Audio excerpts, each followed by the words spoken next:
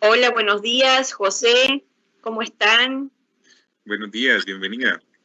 Muchas gracias. Muchas gracias por la bienvenida. Buenos días y buenas tardes a todos los colegas asistentes que nos están siguiendo desde las redes de distintos lugares de Latinoamérica y del mundo. Un placer poder estar aquí con ustedes con un tema que es muy relevante. Voy a proceder a compartir pantalla. Te pido por favor, José, que me digas si se puede observar la presentación. Sí, allá vemos su presentación. Excelente, ahí estamos. Muy bien, muchísimas gracias. Bueno, les doy la bienvenida nuevamente entonces al primer encuentro de educación híbrida. En esta ocasión, con mi disertación, cuyo tema va a ser Storytelling para la educación híbrida. Para comenzar, lo primero que tenemos que definir es a qué nos referimos cuando hablamos de storytelling. El storytelling básicamente es el arte de contar historias involucrando emocionalmente al auditorio. En otras palabras sería que nosotros, como educadores, comentemos y expliquemos un tema para captar la atención de nuestros estudiantes y ese tema va a estar explicado a través de múltiples soportes, como puede ser una infografía, una línea de tiempo, entre otros. Y esta temática va a expandirse y va a desplegarse gracias al aporte generado por nuestros estudiantes, lo que va a dar como resultado la creación de infinita cantidad de historias. A esta historia base o primordial la vamos a llamar canon. Es decir, que nosotros como educadores innovadores tenemos que tratar de implementar este recurso que es muy beneficioso y a lo largo de la exposición voy a explicar por qué, ya que atiende a las demandas de nuestros estudiantes. Recordemos que estamos dentro de la modernidad líquida, de este término que acuñó el sociólogo Zygmunt Bauman, en el que lo único que permanece es el cambio. Entonces, como educadores, constantemente tenemos que adaptarnos a nuevas metodologías educativas, a nuevos recursos didácticos y estar al corriente, ¿no?, de todas estas transformaciones culturales, educativas y sociales. Muy bien, dentro de este contexto es primordial el papel del constructivismo en la implementación del storytelling en el aula. Retomando algunas concepciones y aportes que realizaron los colegas anteriores, es fundamental hacer hincapié en que como educadores del siglo XXI o educadores transmediáticos, como le llamo yo, tenemos que tratar de implementar este enfoque constructivista, precisamente porque es una corriente educativa que nos permite tener una relación horizontal con nuestros estudiantes, en la cual nosotros tenemos el papel de guías y facilitadores, pero también, a su vez, nosotros aprendemos con nuestros estudiantes y de ellos. Tenemos que tratar de implementar, con el tema del storytelling, el método dialéctico, también conocido como el método socrático, que en la antigua Grecia utilizaba precisamente Sócrates. ¿Para qué? Para tratar de que nuestros estudiantes adquieran el verdadero conocimiento a través de la reflexión, a través de la interacción con los pares y con nosotros como educadores.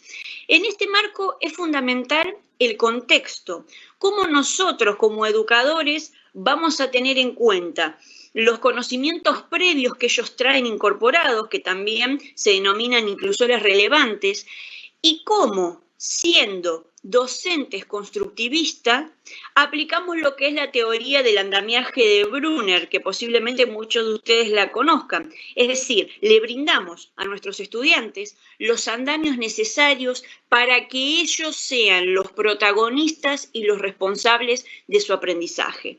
Por eso es primordial que cuando nosotros expliquemos determinadas temáticas, tengamos en cuenta el interés que tienen nuestros estudiantes, cuáles son los conocimientos que traen aparejados, porque todo eso nos va a dar una noción de en qué lugar se encuentran qué saberes tienen, qué es lo que hay que reforzar. Es por ello que el desarrollo del proceso de la enseñanza y el aprendizaje se va a edificar sobre las experiencias que ellos tengan, los conocimientos previos y sobre el mundo que los rodea.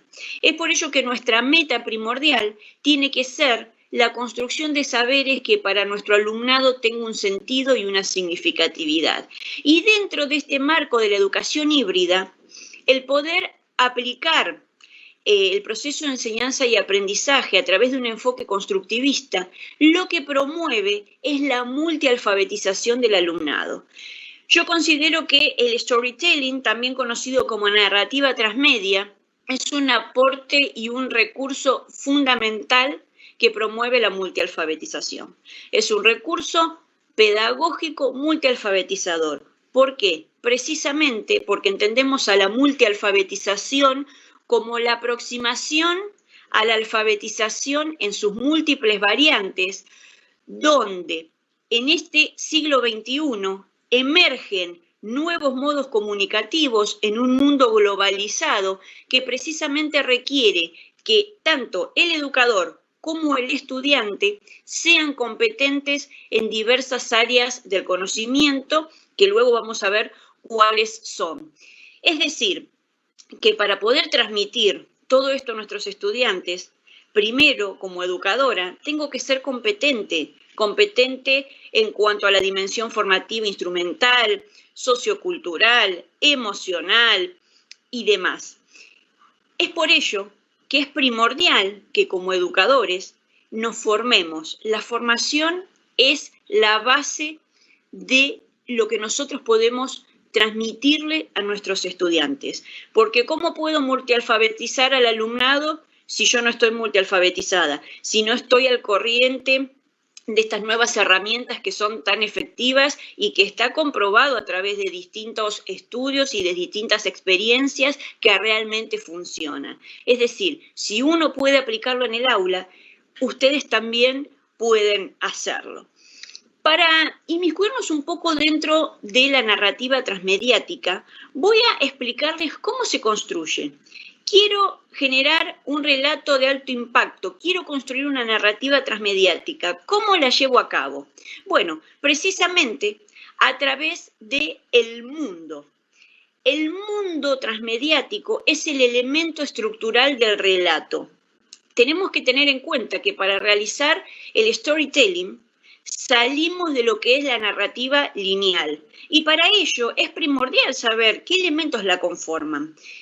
Los elementos que la conforman son los siguientes. El mundo transmediático, comprendido como la base estructural del relato que sustenta en su interior el resto de las historias que se van a contar, está conformada por tres elementos primordiales.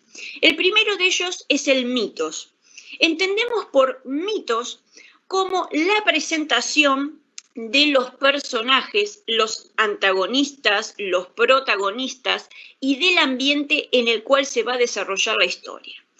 Esto consiste en lo que sería la introducción del relato. Se le presenta a el interlocutor, el ambiente, dónde transcurre, si el relato es en una ciudad, si se da en el agua, si se da en el aire, quién va a ser el protagonista, si es un solo personaje o son varios, lo mismo con los antagonistas, aquellos seres que, bueno, van a ponerle las piedras en el camino al protagonista y demás. Luego nos encontramos con el topos. El topos es precisamente la referencia al lugar y al tiempo en el cual sucede la historia.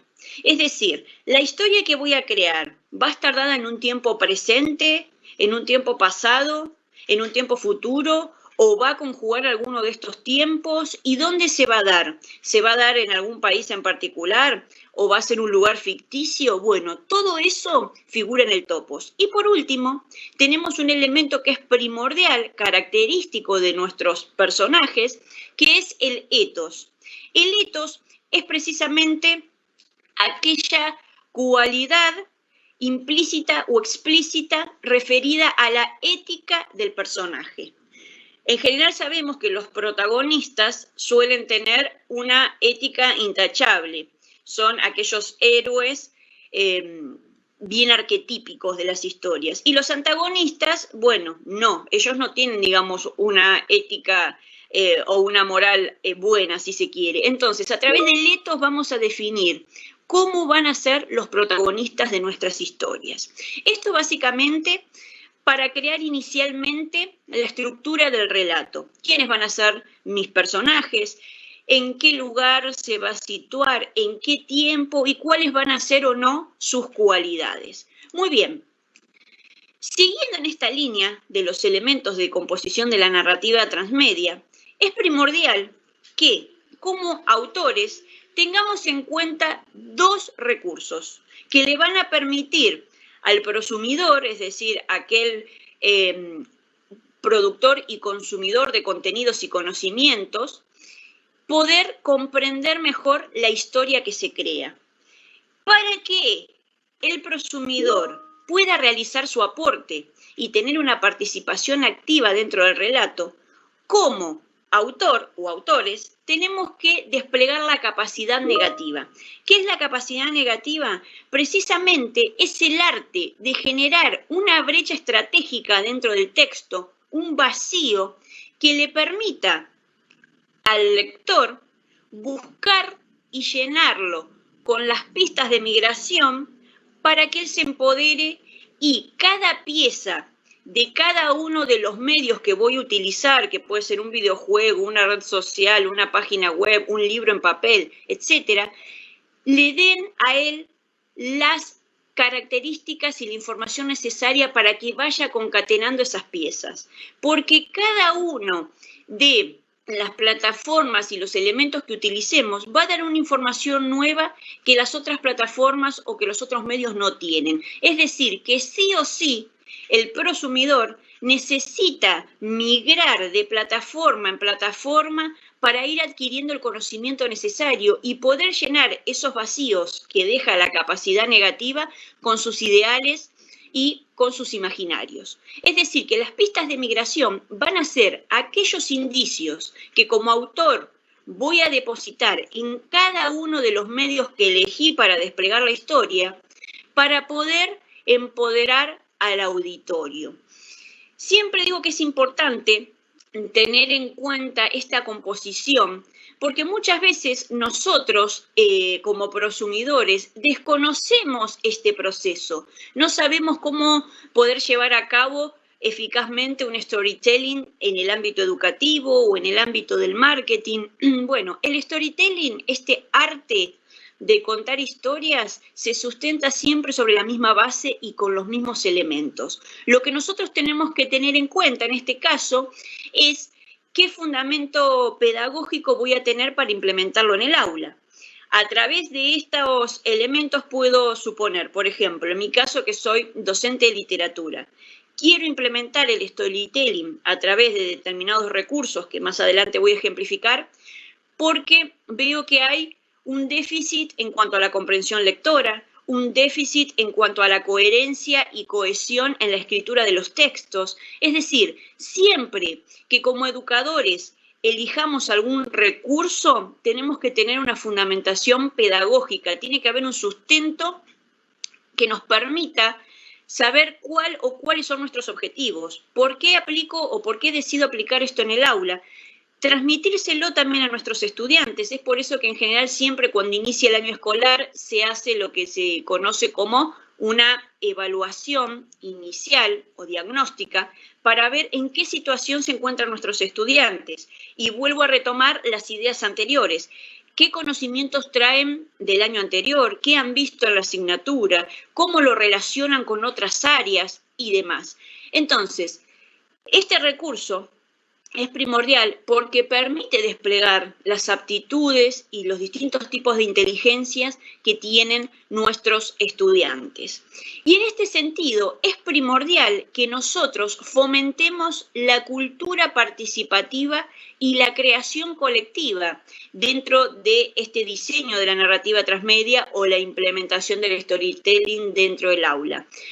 Porque sin participación no existe el storytelling. Para que exista una narrativa transmediática es un requerimiento la actitud, la acción del público, la acción del prosumidor, porque si no, no tiene sentido.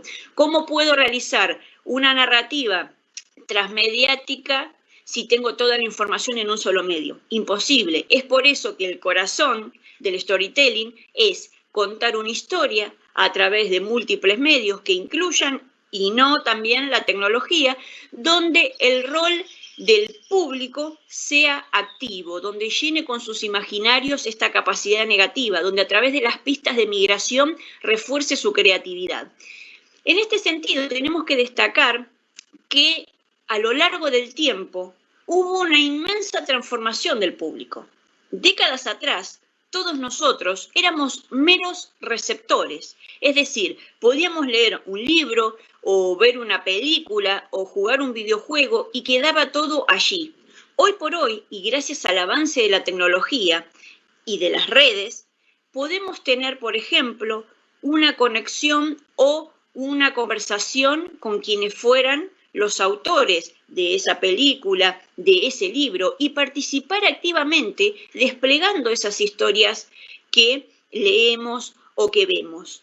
Y aquí es donde surge el concepto de prosumidor, como les comentaba, de productor y consumidor de contenidos y conocimientos, que fue acuñado por el futurólogo estadounidense Alvin Toffler en su libro La Tercera Ola, donde él, como todo un visionario ya en su tiempo, afirmaba que el futuro de la sociedad no iba a estar dado ni por la era industrial ni postindustrial. El futuro de la sociedad iba a estar dado por la adquisición del conocimiento, que era primordial que la sociedad se capacite.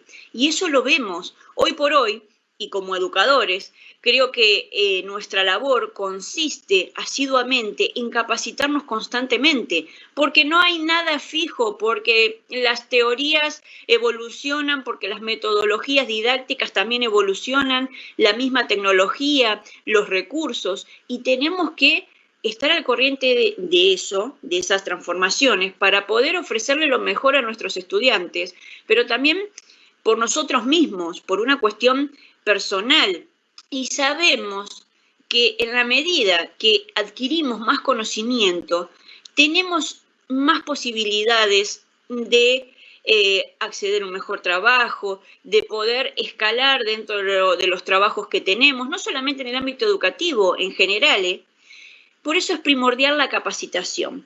Con este tema del confinamiento, ¿qué salió a la luz? La falta de alfabetización digital, sobre todo, de muchos educadores, que desestimaban, en general, la importancia de la implementación de la tecnología dentro del aula. Cuando surge esto de la pandemia, sale a la luz todo esto, lo que genera en muchos docentes, ansiedad, angustia, molestia, porque todavía seguimos con este tema, luchando con el tema de la resistencia de muchos docentes a la implementación de la tecnología en la práctica pedagógica, y me parece que ya en pleno siglo XXI, teniendo en cuenta la multialfabetización, teniendo en cuenta que estamos ya dentro de la modernidad líquida, que ya hablamos de una educación híbrida, no podemos desestimar esto, no podemos ser necios, tenemos que ver la realidad como es. Es cierto que a veces nos vemos superados por situaciones como, por ejemplo, como comentaba la colega anterior, de la brecha digital. Es verdad que la brecha digital también se acentuó con todo esto y salieron a la luz, datos escalofriantes de porcentajes de la falta de conectividad y de recursos que sufren a diario diversos docentes en diversos países, sobre todo Latinoamérica, está muy golpeada por eso. Pero a pesar de eso, aquellos que sí tienen la posibilidad de implementar la tecnología tienen que aprovecharla, tienen que seguir incursionando porque son quienes tienen la oportunidad de hacerlo. La ONU, hace unos años atrás, hablaba de el acceso a Internet como un derecho universal de todas las personas. Pero con esta pandemia veo que todos tenemos los mismos derechos, pero no las mismas oportunidades. Y es ahí que considero que quienes tienen la posibilidad de hacer valer ese derecho tienen que dar el ejemplo y ayudar a aquellos que por ahí no tienen esa misma posibilidad. En este sentido, considero que también hay que derribar y desterrar un mito, ¿no? Cuando hablamos de tecnologías, las tecnologías son las herramientas de las cuales nosotros disponemos para promover el proceso de enseñanza y aprendizaje. Para que ese proceso sea constructivo y sea significativo, tengo que tener en cuenta qué hago con esa herramienta, cómo la implemento en el aula. Porque otra cuestión también interesante es la siguiente: yo puedo ser un educador que tiene a su disposición los últimos dispositivos tecnológicos, una conectividad fabulosa, pero si no tengo un fundamento pedagógico, si no tengo claro cuál es mi objetivo, que yo tenga los dispositivos no significa que sea un docente innovador. Ahora, puedo ser un docente rural que no tiene conectividad, que trabaja en la punta de la montaña enseñándole a 5 niños, donde mis tecnologías siguen siendo la tiza y el pizarrón, y ser un docente fabuloso, y ser un docente disruptivo. ¿Por qué? Porque esos docentes tienen muy claro cuál es su objetivo. De hecho, caminan muchas veces miles y miles de kilómetros porque llevan la vocación en el alma, porque esta profesión la aman. Entonces también hay que como comenzar a reconfigurar ciertas cuestiones y tener en cuenta que la tecnología no es más que una herramienta de la que poseo, de la que dispongo, y que eso tengo que tratar de implementarlo de la mejor manera posible para brindarle lo mejor a mis estudiantes. En este sentido, tenga o no los dispositivos tecnológicos, es fundamental que yo pueda promover esta cultura participativa, donde ahí voy a conocer mejor a mis estudiantes, qué les interesaría aprender, cómo desean aprenderlo. Y acá, aquellos docentes que nos siguen por las redes, voy a comenzar a hacer algunas preguntitas que después las vamos a leer. Me encantaría que puedan participar, porque uno también aprende de sus experiencias. Y es, ¿cuántas veces o cuántos de ustedes como educadores realmente tienen en cuenta qué es lo que les interesa a sus estudiantes? ¿Les preguntan en alguna ocasión qué temática les gustaría aprender o de qué modo les gustaría aprender? Y aún más, también es importante que nosotros, como educadores, hagamos una autoevaluación de nuestra práctica. Y esa autoevaluación tiene que ir de la mano no solamente con la concepción que tengamos nosotros mismos de nuestra práctica, sino con la apreciación de nuestros estudiantes, porque compartimos con ellos muchísimo tiempo y son ellos quienes nos acompañan en este proceso, en este método dialéctico de aprendizaje. Teniendo en cuenta esto, es primordial el contexto como factor determinante de la participación. Y aquí vuelvo a hacer hincapié en lo que afirmaba anteriormente, donde tenemos contextos muy dispares, ¿no? Hay instituciones que están dotadas de los últimos instrumentos o tecnologías, donde tienen una excelente conectividad, y después tenemos instituciones que están en lugares muy remotos, que no poseen conectividad, ni celulares, ni tablets, ni netbooks. Entonces, ¿qué hacemos con eso? Hay dos especialistas que se llaman Tapscott y Williams, que hacen referencia a que para que la innovación pueda promoverse dentro del ámbito educativo, es primordial que se den o que se gesten 4 ideas, teniendo o no la tecnología. La primera de ellas es la propensión a la apertura. ¿Y a qué se refieren ellos con la primera idea? La propensión a la apertura es, como educadores, estar abiertos y ser conscientes del contexto en el cual nosotros estamos situados. ¿Cuáles son las posibilidades y los beneficios y las herramientas de las cuales nosotros disponemos en nuestra institución? Esa propensión a la apertura nos va a dar un panorama de cómo podemos llevar a cabo nuestro proceso de enseñanza y aprendizaje, y va a promover el método dialéctico y a su vez el intercambio entre pares. ¿Por qué? Porque considero que esta alfabetización emancipadora de la que hablaba Paulo Freire, a través del diálogo, a través del debate, como herramienta primordial que empodera y que libera no solamente al educador, sino también al estudiante. Reflexivo, cuestionar la realidad que vive. Todo esto va a permitir un intercambio un intercambio de ideas, de reflexiones entre pares, pero también entre el estudiante y el docente. ¿Esto qué va a llevar? A la capacidad de compartir. ¿Por qué? Porque comparto con otros mis conocimientos, mis saberes, mi forma de ver y de entender la vida, la educación, y que todo eso va a estar determinado también por el contexto en el cual me encuentro. Y esta tercera idea nos va a llevar a la cuarta y última, que es la actuación global. Todo esto en su conjunto lo que va a promover es que como educadores podamos permitirles a nuestros estudiantes comprender cómo funciona el mundo de a poco y logrando su autonomía, reflexionar y tener una base y un sustento reflexivo donde puedan comprender cómo funciona el mundo, cómo es el comportamiento de los seres humanos, cómo impactan, ¿no?, estas transformaciones, el tema de la tecnología, cómo impacta en el ámbito educativo, a nivel social, a nivel cultural. Por eso es fundamental que tengamos en cuenta todas estas cuestiones. Muy bien. Y el contexto, como factor determinante, nos va a llevar a poder desarrollar una pedagogía de las multialfabetizaciones, entendida como aquella que estudia el metalenguaje y nos permite preguntarnos como educadores qué quiero enseñar y cómo quiero hacerlo, siempre teniendo en cuenta en qué lugar me encuentro. Y para ello, y teniendo en cuenta también las características del alumnado, del grupo, de los grupos a los cuales le enseño, tengo que tener en cuenta que mis clases tienen que abordar distintos diseños de significados, como el lingüístico, el visual, el auditivo, el gestual, el espacial y el multimedial, precisamente porque la multialfabetización atiende a esas áreas formativas y tenemos que entender que todos nuestros estudiantes aprenden a un ritmo distinto y a su manera.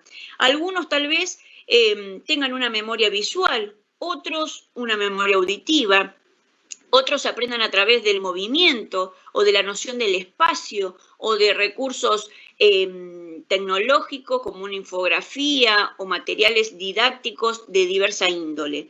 Entonces, para poder implementar la pedagogía de las multialfabetizaciones, primordialmente tengo que tener en cuenta cuáles son sus componentes y haciendo alusión a esta educación híbrida que hoy nos convoca, tenemos que ser conscientes de que nuestra práctica es situada, que forma parte de una instrucción manifiesta, donde es primordial, como decía anteriormente, una autoevaluación nuestra, ¿no?, como educadores. ¿Qué estoy haciendo? ¿Cómo estoy enseñando? ¿Qué está funcionando de lo que estoy brindando? ¿Qué es lo que no? ¿Mis estudiantes se aburren o disfrutan de mis clases? ¿Qué metodología es la más adecuada? ¿Qué recurso puede funcionar? ¿Cuál no? Entonces, esta crítica enmarcada, esta autocrítica, esta evaluación, una vez que yo la realizo con cada uno de los grupos que tengo a cargo, lo que va a promover es que mi práctica se transforme. Y la praxis es fundamental en este sentido, porque para poder evolucionar no solo como persona, sino como educadora, tengo que transformar a diario mi práctica docente.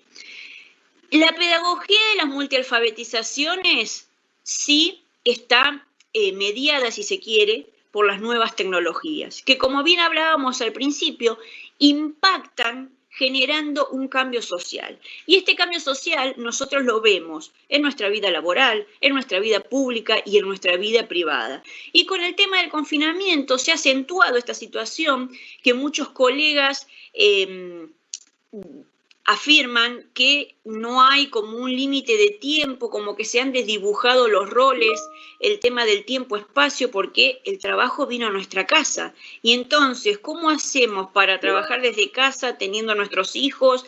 Se reconfiguran muchísimas cosas. Esta reconfiguración sociocultural, política y hasta económica tiene un fuerte impacto debido a la transformación y a la inclusión de las nuevas tecnologías que cada vez tienen un peso más grande en nuestras vidas. Por eso es primordial que tengamos en cuenta todas estas cuestiones, que podamos reflexionar cómo se sienten ustedes, y largo otra pregunta.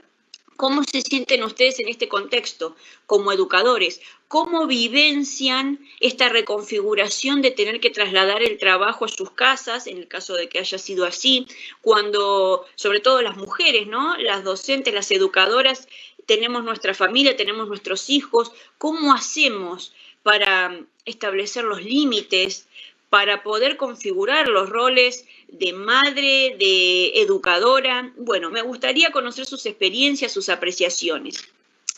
Tenemos que tener en cuenta que un modelo educativo integral para la multialfabetización requiere el desarrollo de 4 dimensiones formativas mínimas, que son las siguientes. Primeramente, la dimensión instrumental, que consiste en el abordaje crítico, pero en saber utilizar las tecnologías que disponemos, de las cuales disponemos.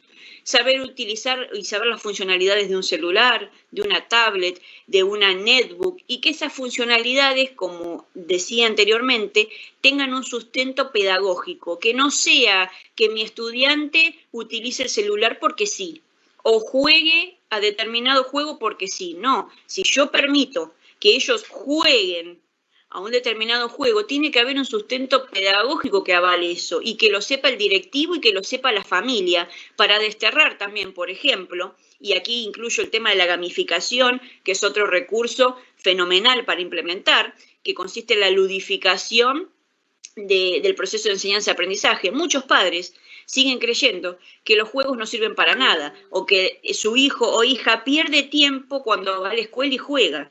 Pero ¿cuántos de nosotros como educadores nos tomamos el trabajo que nos corresponde de explicarle a la familia qué es la gamificación, por qué es productiva, qué promueve en su hijo o hija, que no es que el niño o el adolescente va a la escuela y pierde tiempo porque juega? Pero ¿cómo puede la familia modificar y desterrar esa premisa que tiene si no hay alguien que se encargue de explicarle las cosas? Otra cuestión que me parece importante es desterrar esta concepción de que damos por supuesto que el padre sabe lo que es la gamificación, el directivo lo sabe. No, hay una falta de capacitación tremenda y no tenemos que dar nada por sentado ni nada por supuesto, porque nuestros estudiantes y nuestros colegas y nuestros directivos y las familias muchas veces desconocen esto. ¿Y cómo puedo pretender que alguien modifique su concepción si yo no me tomo el trabajo de explicárselo? Entonces es fundamental que esta dimensión instrumental, tengo la herramienta, tengo la tecnología, bueno, pero ¿para qué la empleo? Que tenga una finalidad consciente, un objetivo claro. También es primordial tener un uso adecuado de lo que es la dimensión cognitiva.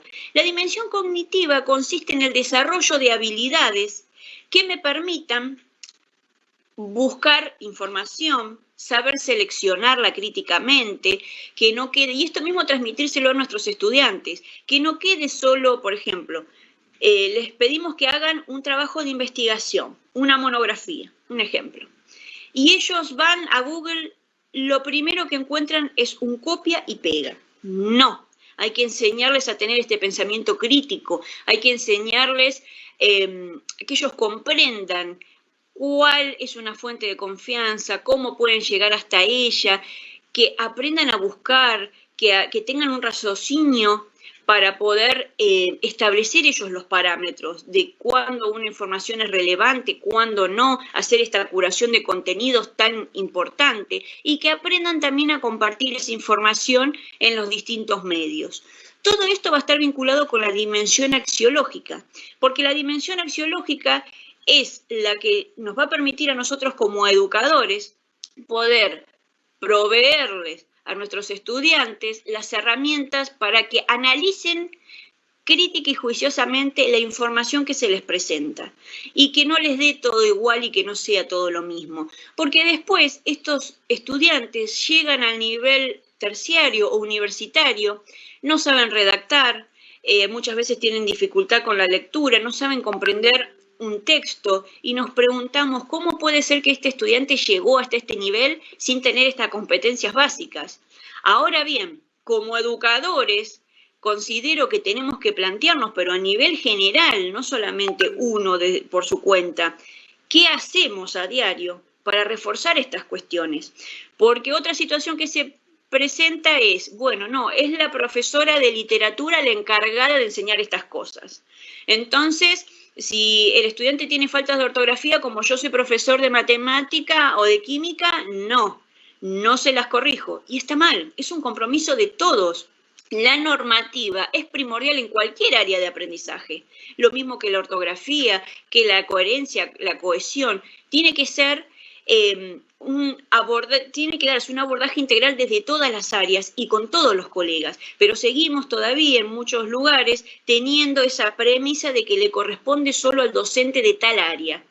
Entonces el estudiante va por la vida sin saber escribir, sin saber leer, porque el docente de literatura se siente solo, con falta de apoyo, porque el resto de los colegas no entiende que es una responsabilidad colectiva, que todos son educadores, no importa si estudió matemática, física o química.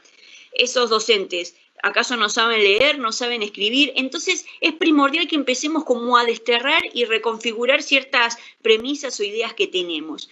Y esta dimensión axiológica va a dar paso también a la dimensión socioactitudinal, que es primordial. Y aquí esta dimensión socioactitudinal tiene que ver con todos los agentes educativos. Me refiero a los docentes, a las familias y a los estudiantes. ¿Por qué? Porque está vinculado con la actitud que tenemos frente al uso de las tecnologías. Es decir, en este sentido no tenemos que caer ni en la tecnofobia, es decir, ni en el miedo irracional a utilizar la tecnología, ni en la tecnofilia, que es la hiperconexión que satura y que genera infoxicación, ¿no? Como esta cuestión de, ay, tengo muchísima información, no puedo dilucidar qué es lo que conviene, qué es lo que no, cuál es la más importante. ¿Por qué? Porque tenemos una saturación de redes, de tecnologías. Entonces, tenemos que ser criteriosos a la hora de emplearla y establecer con nuestros estudiantes, con nuestros hijos, ciertos límites. ¿Cuánto tiempo es el necesario o el requerido de acuerdo a la edad que ellos tengan para emplear la tecnología dentro del aula? Y en esto el control parental es fundamental. El rol de los padres es primordial, pero vuelvo a lo mismo, si los padres no saben, por ejemplo, que un exceso de tecnología hoy está considerado un trastorno, para ellos les va a dar igual que su hijo pase 2 horas, 5, 10 o 20 jugando o viendo videos o explorando en las redes. Entonces, el control tanto de los educadores como de los padres es primordial. Hacer un acompañamiento, saber qué sitios miran, porque también hoy por hoy sabemos que hay muchos riesgos en las redes, en internet, si no hay un control detrás de lo que nuestros hijos o nuestros estudiantes miran o en qué sitios ingresan. Así que es primordial la dimensión socioactitudinal, formarnos para saber qué actitud positiva, medida y racional tenemos que tener frente al uso de la tecnología, dentro y fuera del ámbito educativo. Muy bien. Ahora la gran pregunta es, Cecilia, ¿cómo podemos implementar el storytelling dentro del aula? El storytelling puede implementarse con o sin tecnología, porque precisamente para contar una historia no necesito un celular. Puedo contar una historia así, viéndolos, por ejemplo, a través de una computadora, utilizando el método socrático, hablando con alguien. Para poder implementar este recurso multialfabetizador dentro del aula, yo les traje a grosso modo algunos ejemplos que posiblemente los conozcan y otros tal vez no. Uno de ellos es Pixton. Pixton es una herramienta gratuita que le permite al educador poder darle a conocer a sus estudiantes y que creen historietas. Es fundamental. Los gráficos, las imágenes que tienen y muy intuitiva, muy sencilla de utilizar. Se las recomiendo. ¿Qué mejor que las historietas también para poder explicar un tema? Para poder, en resumidas cuentas, bueno, ¿qué adquirí de lo que el profesor me explicó? Pixton es una herramienta grandiosa que la he utilizado, se las recomiendo. Otra herramienta es Canva. Con Canva ustedes pueden crear infografías, videos, imágenes, invitaciones, lo que consideren y lo que deseen en esta aplicación también gratuita lo pueden encontrar. Otra posibilidad utilizando la tecnología es Storybird. Storybird es una aplicación gratuita para las maestras en este caso, porque es para los más pequeños, donde las seños puedan guiar a los niños en la creación de historias transmediáticas. Hay un banco de imágenes y de ambientes muy lindos, muy coloridos para los más pequeñitos, para que puedan contar historias. Por otro lado tenemos a Padlet, el famoso mural colaborativo, tal vez algunos de ustedes lo haya implementado, si no se los recomiendo, donde a través también de unas imágenes y unas estéticas y unos fondos muy lindos pueden compartir información, pueden escribir, pueden compartir videos, audios, imágenes, infografías, lo que precisen. Este mural yo suelo utilizarlo cuando hago un cierre de algún tema o de algún proyecto, donde ahí podamos establecer y podamos mostrarle a los demás, bueno, este fue el resultado del trabajo a lo largo del mes o del trimestre o del semestre. Y se puede compartir en distintas redes, es genial. Ahora bien, sin tecnología, les ofrezco estos 3 ejemplos. El primero de ellos es el cadáver exquisito. El cadáver exquisito está vinculado con la creación colectiva de historias escritas. Esta técnica fue creada por los pintores surrealistas para vislumbrar precisamente el inconsciente colectivo de aquellas personas que escriben. Consiste en agarrar un papel y que nuestros estudiantes, empezamos por uno, escriba lo que se le viene a la mente, siempre teniendo en cuenta el contexto, ¿no? Y siendo respetuosos. Una frase. Se dobla el papel y pasa al siguiente estudiante y así cada uno. Y cuando ellos terminan de escribir, muchas veces nos sorprendemos, porque aunque nadie sabe lo que el otro escribió, hay como un hilo conductor, un hilo en común. Y a través de eso se genera la creatividad, se despliegan los distintos tipos de inteligencias también que tienen nuestros estudiantes y aquellas aptitudes. Y se refuerzan, en el caso de aquellos estudiantes que, por ejemplo, no les gusta escribir, no les gusta leer. Bueno, el tema del cadáver exquisito es primordial para que ellos lo puedan lograr. Otra herramienta es el arte en sus múltiples manifestaciones. ¿Por qué? Porque puedo contar una historia a través de una letra, de una canción, a través de tocar un instrumento, de dibujo, de una obra de teatro. Muchos de nuestros estudiantes son apasionados por la música, por la pintura, por el teatro, entonces no hay que descartar ni subestimar nada de ello. Tenemos que incluir todas estas estrategias dentro del aula para que todos, a su manera y a su propio ritmo, puedan aprender. Y el último ejemplo es el de los Story Cubes, que puede utilizarse también en el ámbito inicial, primario, secundario y en otros también, que son los dados cuenta historias. Como pueden observar aquí, cada cara del dado tiene una imagen. Con esas imágenes comenzamos a escribir las historias, desplegamos, ¿no?, la imaginación, la creatividad. Lo podemos hacer por duplas, por grupos o individualmente. Bueno, todas esas determinaciones las va a tomar el educador. Siempre tenemos que tener en cuenta y ser inclusivos a la hora de saber cómo aprenden nuestros estudiantes, qué es lo que tienen que reforzar, dónde está el déficit de cada uno de mis estudiantes. Y tal vez a través de distintos grupos decir, bueno, ellos aprenden a través de la kinestesia. Bueno, vamos a hacer una obra de teatro. A estos estudiantes les encanta escribir. Bueno, a través del dibujo que cuenten, que expliquen un mito, que expliquen o que cuenten una historia de terror. Aquí es fundamental la creatividad del educador también. Si hay algo que considero que debemos desplegar en este momento es nuestra creatividad. Saber o tomar como referencia posiblemente cosas que otros han hecho, pero qué mejor que nosotros implementar el storytelling, pensar cómo puedo implementarlo en el aula con este grupo. Y va a ser fundamental y va a ser genial lo que ustedes puedan llegar a lograr. Y dentro del storytelling y la narrativa transmedia, les comento que un humilde aporte que realicé en el año 2009 fue la escritura de este libro, La narrativa transmedia, propuestas interactivas para trabajar en el aula, que forma parte de la colección Educación y Tecnología de la editorial SB, que fue presentada en la Feria Internacional del Libro de Buenos Aires, y que les provee a los educadores de distintas herramientas para que puedan implementar en las diversas áreas curriculares distintos proyectos.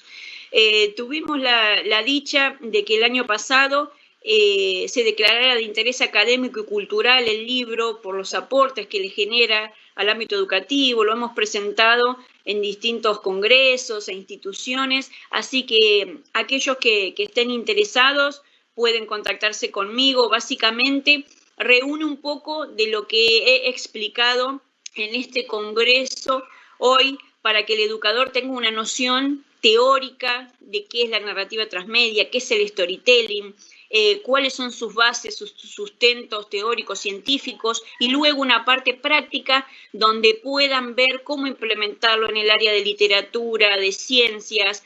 También hay un apartado donde hablo acerca de los estereotipos de género, un tema tan relevante sobre todo para nuestros estudiantes a través de la serie de Los Simpson. En fin, reúne muchos materiales y muchas cuestiones positivas para que ustedes puedan reforzar su práctica.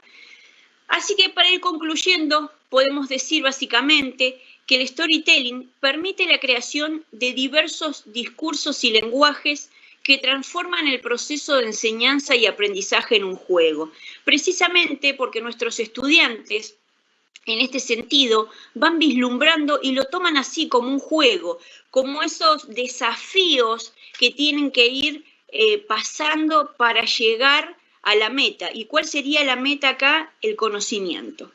También promueve un aprendizaje centrado en el estudiante. Como bien comentaba, nosotros somos guías y facilitadores. En realidad, es el estudiante el responsable y el protagonista de su aprendizaje. También se desarrollan las inteligencias múltiples porque permiten paliar los déficits académicos que tengan nuestros estudiantes y, de la misma manera, explotar o agudizar aquellos en los que son muy buenos.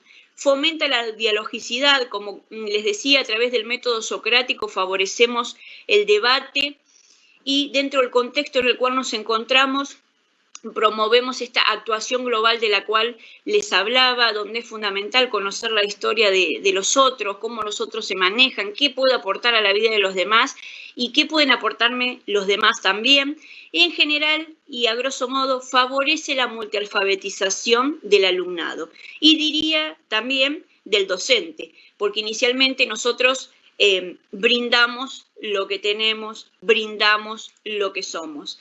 Así que esto ha sido por hoy mi aporte a ustedes y como educadora yo creo un mundo mejor, al igual que ustedes. También creo en un mundo mejor, pero considero que en nuestras manos, por eso esta imagen final, está la vida de muchas personas a las cuales a diario educamos y tocamos su corazón, su mente, su alma, creando en ellos un mundo mejor y creando en general un mundo mejor. Así que les agradezco a todos aquellos que quieran seguir en contacto. Bueno, estos son los medios por los cuales pueden encontrarme en las redes. Ha sido un placer poder contribuir desde mi humilde lugar y desde mi experiencia con este tema que es apasionante y que en el ámbito educativo genera mucho revuelo y se está dando a conocer. Así que me parece que es primordial que todos podamos formarnos y conocer más acerca de sus características. Muchísimas gracias.